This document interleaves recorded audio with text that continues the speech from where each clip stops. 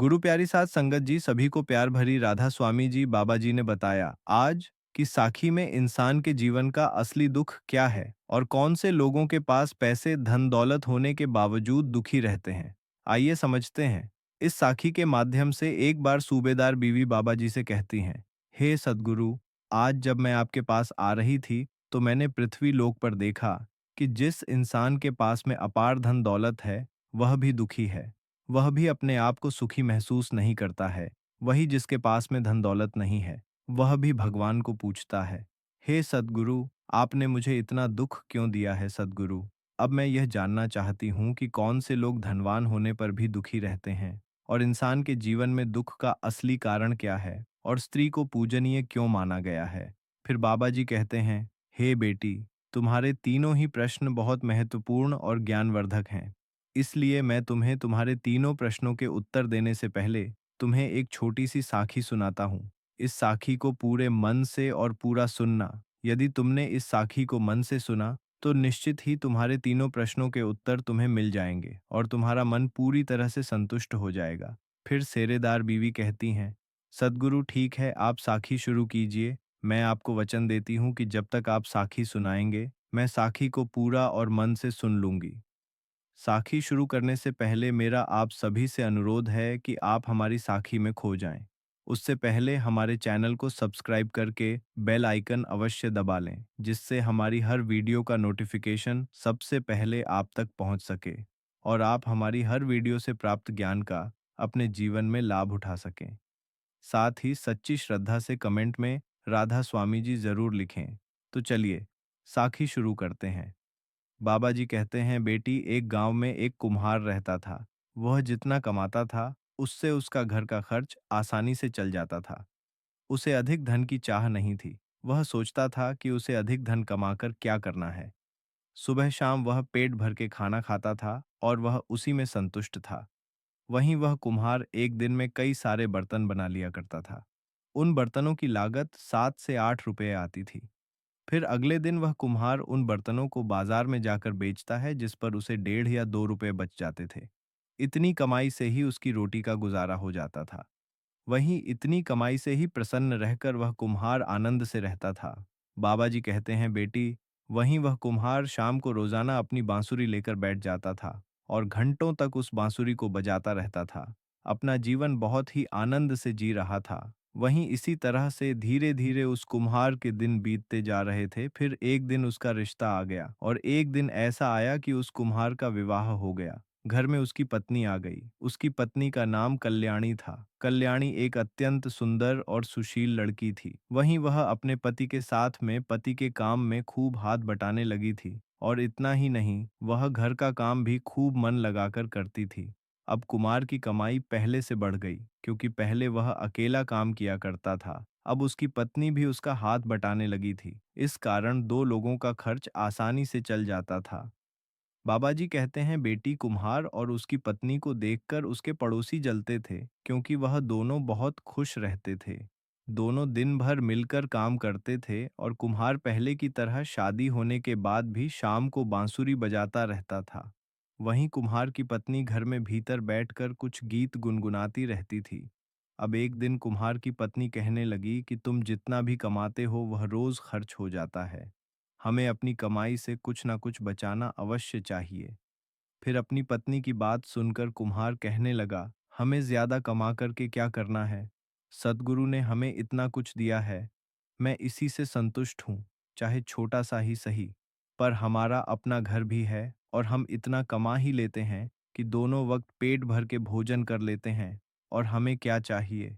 वहीं कुम्हार की बात सुनकर उसकी पत्नी कहने लगी, मैं जानती हूँ कि सतगुरु का दिया हुआ हमारे पास सब कुछ है। मैं इसमें खूब खुश भी हूँ, परंतु खराब समय के लिए हमें कुछ ना कुछ तो बचाकर अवश्य रखना चाहिए। पता नहीं कब खराब वक्त आ जाए, फिर हम क्या कर सकेंगे। वहीं कुम्हार को अपनी पत्नी की बात ठीक लगी और दोनों पहले से अधिक मेहनत करने में लग जाते हैं। वहीं कुम्हार की पत्नी सुबह 4 बजे उठकर काम में लग जाती थी, लेकिन फिर भी दोनों अधिक बचत नहीं कर पाते थे। दोनों ने फैसला किया कि इस तरह अपना सुख चयन खोना उचित नहीं है, और वह दोनों फिर पहले की तरह मस्त रहने लगे। बाबा जी कहते हैं, बेटी उधर उस कुम्हार और उसकी पत्नी का व्यवहार देखकर, उनकी मेहनत को देखकर, उनके दुख को देखकर, उनके मन के संतोष को देखकर सेवादार बीबी ने बाबा जी से कहा कि आप अपने भक्तों पर कृपा करो। यह कुम्हार कितना गरीब है। रात दिन पतित दोनों मेहनत करते हैं, जिससे अपना केवल गुजारा ही कर पाते हैं। उनके मन की एक इच्छा है कि यदि कभी बुरा वक्त पड़ गया तो वह क्या करेंगे। इसीलिए रात दिन मेहनत करके कुछ इकट्ठा करना चाहते हैं, फिर भी वह इकट्ठा नहीं कर पा रहे हैं। यदि इन पर आपकी कृपा हो जाए तो इनको कुछ दे दो, जिससे इनके पास में कुछ बुरे वक्त के लिए धन जमा हो सके।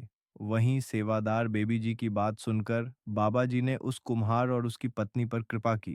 फिर एक दिन कुम्हार बर्तन बेचकर बाजार से घर लौट रहा था। वो थके पैरों खेतों से गुजर रहा था कि अचानक उसकी निगाह एक लाल मखमली थैली पर पड़ी थी।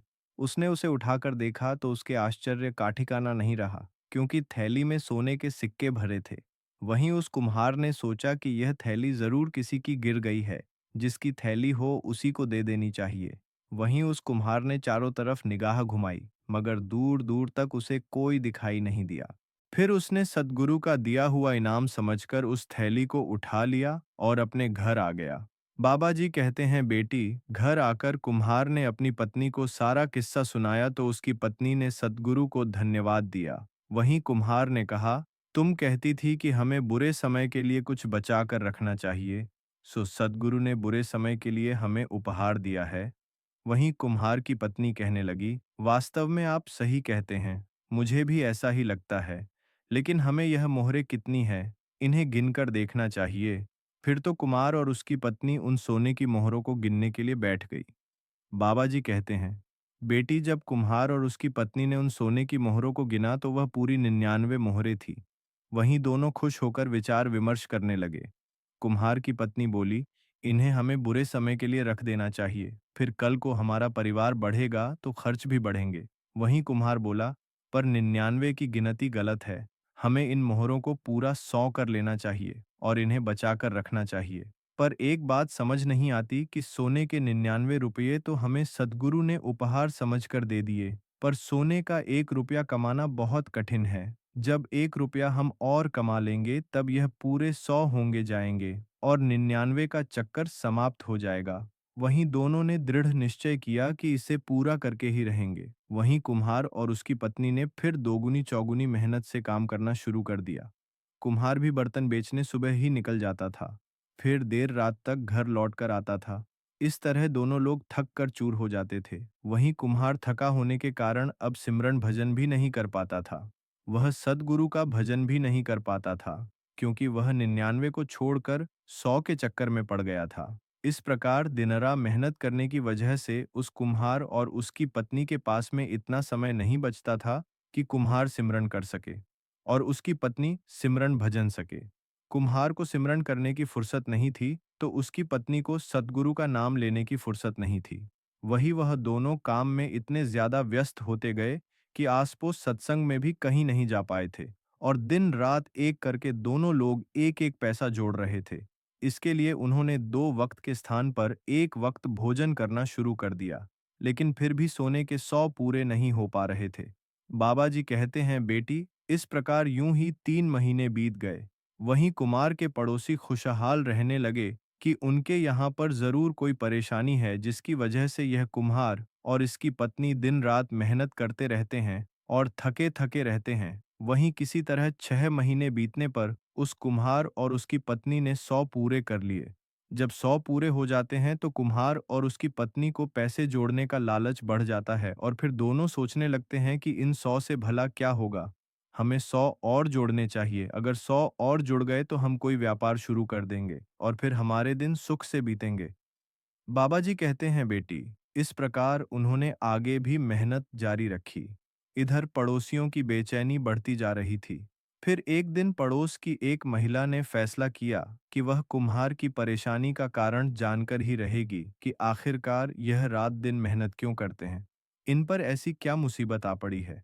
फिर ऐसा सोचकर एक दिन पड़ोस की महिला उस कुम्हार के घर आ पहुंची और कुम्हार की पत्नी के पास जाकर के उसने कहा, बहन, एक बात बताओ, पहले तो तुम रोज शाम को मधुर बाबा जी के शब्द बोलती रहती थी, आजकल तुम्हारा कोई भी शब्द सुनाई नहीं देता। वही कुम्हार की पत्नी उस समय बर्तन बनाने में व्यस्त थी और उसने अपनी पड़ोसन महिला को टालने की कोशिश की और अपने काम में लगी रही। उसने अपनी पड़ोसन की बात का कोई जवाब नहीं दिया, मगर पड़ोसन भी मानने वाली नहीं थी। वह बात को घुमाकर फिर कहने लगी, आजकल तुम थक जाती हो, कहो तो मैं तुम्हारी कुछ मदद कर दूं। लगता है तुम कुछ परेशानी में हो, बाबाजी कहते हैं बेटी। वहीं कुम्हार की पत्नी थकी तो वास्तव में थी। वहीं प्यार भरे शब्द सुनकर वह पिघल गई और बोली, हाँ बहन, मैं सचमुच बहुत थक जाती हूँ, पर क्या करूँ, हम बड़ी मुश्किल से 100 पूरे कर पाए हैं। वहीं पड़ोसन महिला कहने लगी, क्या मतलब, तुम क्या कहना चाहती हो? फिर कुमार की पत्नी ने अपना पूरा किस्सा सुनाया तो पड़ोसन कहने लगी, बहन, तुम दोनों तो गजब के चक्कर में पड़ गए हो, इसीलिए तुम दोनों दुखी हो। तुम्हें इस चक्कर में नहीं पड़ना चाहिए। जो भी इस चक्कर में पड़ जाता है वह जीवन भर दुखी रहता है, उसके मन को कभी शांति नहीं मिलती है। ऐसा इंसान जो इस चक्कर में पड़ जाता है वह कहीं का नहीं रहता है, उसका सुख चैन पूरी तरह से छीन जाता है। वहीं कुम्हार की पत्नी आश्चर्य व्यक्त करते हुए कहने लगी, बहन, मैं तुम्हारी बात नहीं समझी, तुम किस चक्कर की बात कर रही हो? हम दोनों किस चक्कर में पड़ गए हैं? वहीं पड़ोसन कहने लगी, बहन, मैं तुम्हें साफ साफ बताती हूँ, तुम और तुम्हारे पति दोनों 99 के चक्कर में पड़ गए हो। इन 99 के चक्कर से जो निकल जाता है वही सुखी जीवन जीता है, अन्यथा सारे जीवन इंसान दुखी रहता है। बाबा जी कहते हैं बेटी, तुम्हारा पहला प्रश्न था, कौन से लोग धनवान होने पर भी दुखी जीवन जीते हैं? तो समझ लो, जिस इंसान के मन में संतोष नहीं होता और एक का दो करने के चक्कर में लगा रहता है, यानी 99 के चक्कर में पड़ा रहता है, 99 को 100 करने के चक्कर में पड़ा रहता है, ऐसा इंसान कितना भी धनवान होने पर उस कुम्हार और उसकी पत्नी की तरह जीवन भर दुखी रहता है। इसलिए इंसान को कभी एक का दो करने के चक्कर में नहीं रहना चाहिए, इस चक्कर को छोड़कर और जो भी है उसी में सुखपूर्वक जीवन व्यतीत करना चाहिए। बाबा जी कहते हैं, बेटी, तुम्हारा दूसरा प्रश्न था कि इंसान के जीवन में दुख का असली कारण क्या है। तो समझ लो, इंसान के जीवन में दुख का असली कारण उसकी तृष्णा है, यानी किसी भी चीज की ज्यादा तेज इच्छा है। सुखी जीवन जीने के लिए किसी भी चीज से ज्यादा उम्मीद नहीं रखनी चाहिए और मन की इच्छा को रोक कर रखना चाहिए, क्योंकि एक इच्छा दूसरी इच्छा को जन्म देती है और इस प्रकार से इंसान इस 99 के चक्कर में फंसा रहता है, एक का दो करने के चक्कर में फंसा रहता है और उसकी इच्छाओं का कभी अंत नहीं होता है। यही उसके जीवन का असली दुख का कारण है।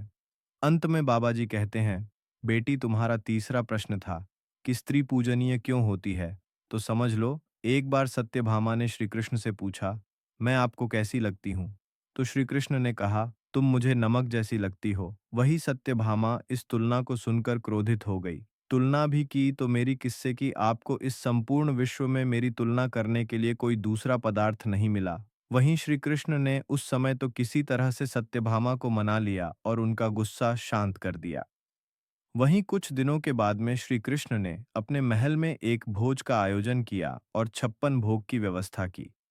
वहीं सबसे पहले कृष्ण ने सत्यभामा से भोजन प्रारंभ करने का आग्रह किया। तो सत्यभामा ने पहला निवाला मुंह में डाला, मगर यह क्या, सब्जी में नमक नहीं था। कौर को मुंह से निकाल दिया। फिर दूसरा और मावा मिश्री का मुंह में डाला और फिर उसे चबाते चबाते बड़ा सा मुंह बनाया और फिर पानी की सहायता से किसी तरह से मुंह में उतरा। बाबा जी कहते हैं, बेटी, वहीं तीसरा कौर सत्यभामा ने कचौरी को मुंह में डाला और एकदम से थूक दिया। तब तक सत्यभामा का पारा 7वें आसमान पर पहुंच चुका था और वह जोर से चिल्लाई कि यह सब किसने बनाया है।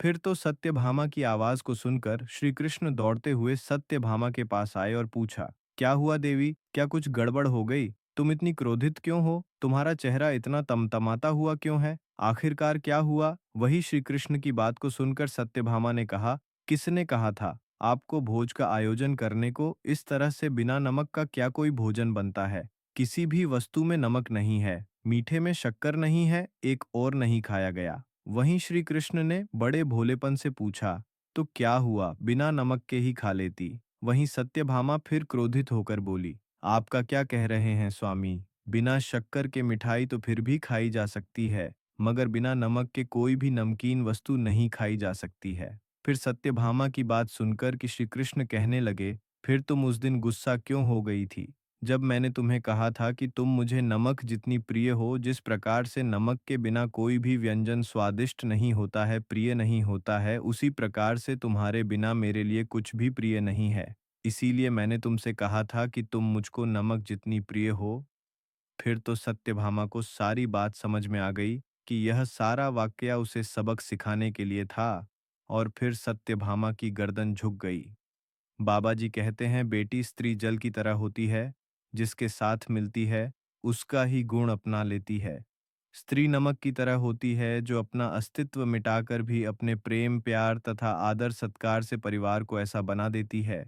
बाबा जी कहते हैं, बेटी, माला तो आप सब ने देखी होगी, जिसमें तरह तरह के फूल पिरोए हुए होते हैं, पर शायद ही कभी किसी ने अच्छी से अच्छी माला में अदृश्य उस सूत को देखा होगा जिसने उन सुंदर सुंदर फूलों को एक साथ बांध कर रखा है। लोग तारीफ तो उस माला की करते हैं जो दिखाई देती है, मगर तब उन्हें उस सूत की याद नहीं आती है जो अगर टूट जाए तो सारे फूल इधर उधर बिखर जाते हैं। जिस प्रकार से सूत का धागा टूटने से फूल बिखर जाते हैं, उसी प्रकार से यदि स्त्री टूट जाए तो सारा घर बिखर जाता है। एक स्त्री ही ऐसी है जो घर को बांध कर रखती है, घर को स्वर्ग बना देती है। स्त्री उस सूत की तरह होती है जो बिना किसी चाह के, बिना किसी कामना के, बिना किसी पहचान के, अपना सर्वस्व खोकर भी किसी के जान पहचान की मोहताज नहीं होती। और शायद इसीलिए यह दुनिया श्री राम से पहले सीता जी को और श्री कृष्ण से पहले श्री राधे जी को याद करती है। स्त्री पूजनीय इसलिए होती है कि उसे अपने को विलीन करके पुरुषों को संपूर्ण करने की शक्ति भगवान ने केवल स्त्रियों को ही दी है। इसलिए स्त्री को पूजनीय माना जाता है। बाबा जी की बात सुनकर सेवादार बीबी कहती हैं, सद्गुरु, वास्तव में इंसान के जीवन में दुख का असली कारण है उसके मन का संतुष्ट ना होना है, उसका 99 के चक्कर में पड़े रहना, एक का दो करने के चक्कर में पड़े रहना। वहीं पार्वती आगे कहती हैं कि हर इंसान को स्त्री का सम्मान करना चाहिए, क्योंकि स्त्री घर की लक्ष्मी होती है, वह घर को स्वर्ग बना देती है। जिस घर में स्त्री का सम्मान नहीं होता, वह घर नर्क के समान होता है और लक्ष्मी कोसों दूर चली जाती है। तो यदि आपको वीडियो पसंद हो तो आप हमारे चैनल को सब्सक्राइब करें और बाबा जी और सद्गुरु के लिए एक लाइक करना ना भूलें, और कमेंट बॉक्स में राधा स्वामी जी लिखकर आप हमें दें इजाज़त। तब तक के लिए राधा स्वामी जी।